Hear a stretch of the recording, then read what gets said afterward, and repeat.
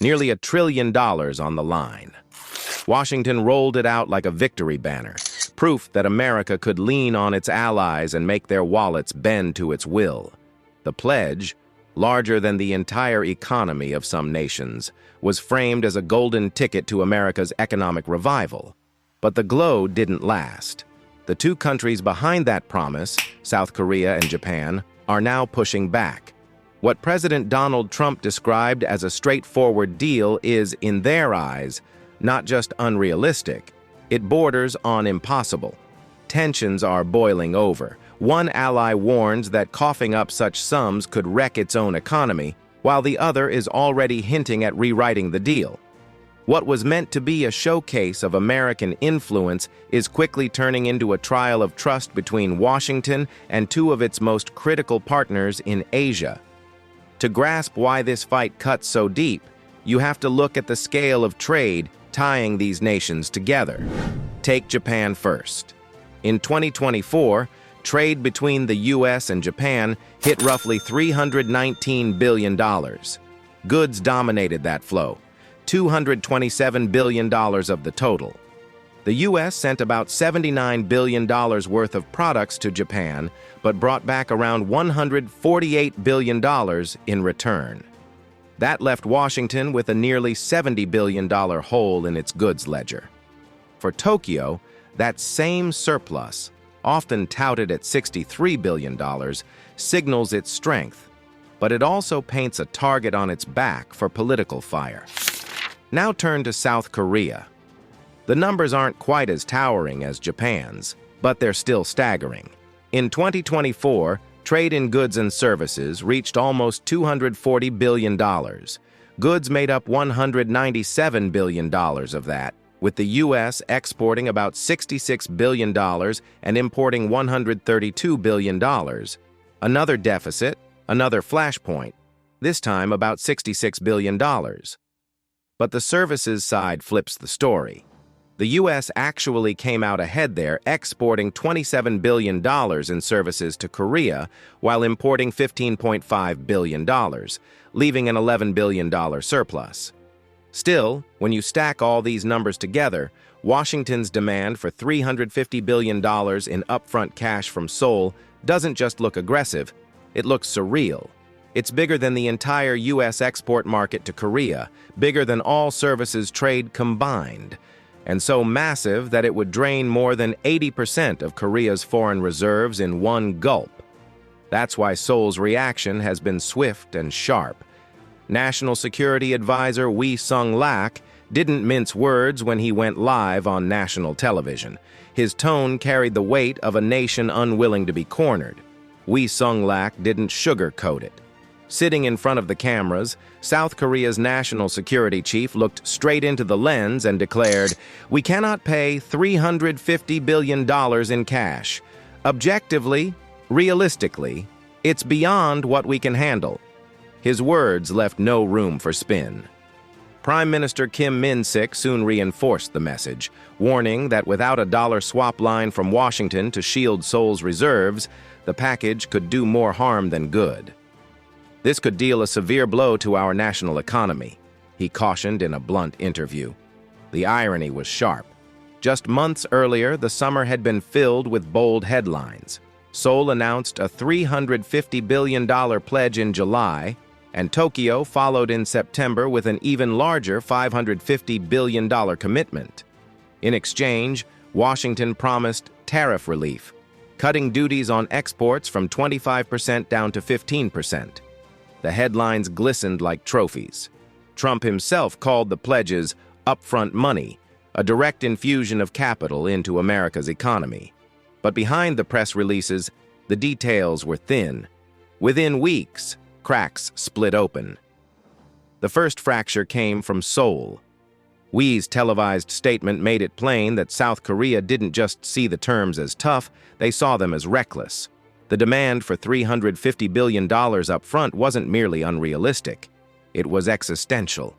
That single transfer would swallow more than 4/5 of Korea's foreign reserves, leaving its currency exposed and its economy vulnerable to sudden capital flight. Economists quickly echoed the alarm, warning that no tariff cut could offset the risk of destabilizing Korea's financial defenses. Prime Minister Kim backed his security advisor, stressing that without a swap line, essentially a lifeline of dollars from the U.S., the deal would be more poison than promised, and Seoul's resistance went beyond the sticker shock. Officials emphasized that they never envisioned a lump sum cash transfer. Their intent was a mix of loans, guarantees, and phased investments, projects vetted one by one with commercial logic and safeguards baked in. Above all, they wanted protections to prevent dollar liquidity from evaporating overnight. Behind closed doors, the pushback grew heated. Negotiators describe at least one call with Washington as acrimonious, devolving into arguments over who would control the fund, how much had to be cash, and whether safeguards like a swap line would ever materialize. At its core, the fight exposed two irreconcilable visions: Washington pressing for quick liquidity, Seoul insisting on structured investments grounded in economic survival. Japan's path looked smoother on paper, but its September agreement came with its own complications. The $550 billion headline figure dwarfed Korea's pledge, yet the Memorandum of Understanding revealed a different story. The U.S. would hold the power to steer the money into sectors it deemed strategic: semiconductors, rare minerals, energy, and pharmaceuticals. For Tokyo, that raised a new dilemma.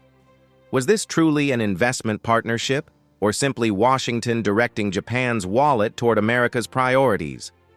Once projects are selected, Japan has just 45 business days to deliver funds. But the money won't come from its treasury. It will move instead through two state-backed giants: the Japan Bank for International Cooperation, JBIC, and the Nippon Export and Investment Insurance, NEXI. By law, both must act in Japan's national interest. That means they can't simply hand over cash for U.S.-chosen projects that don't serve Japan. Funds have to be structured: loans, guarantees, carefully limited equity stakes. One senior negotiator even admitted that only a sliver, maybe 1 or 2%, of the headline $550 billion would ever be direct investment. The rest? Credit mechanisms spread out over time, and time matters.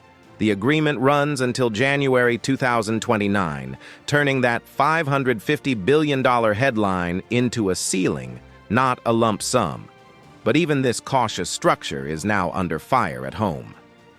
On Sunday, Sanae Takaichi, a frontrunner to lead the ruling Liberal Democratic Party, warned Japan must stand its ground if anything unfair emerges during implementation, including the possibility of renegotiation.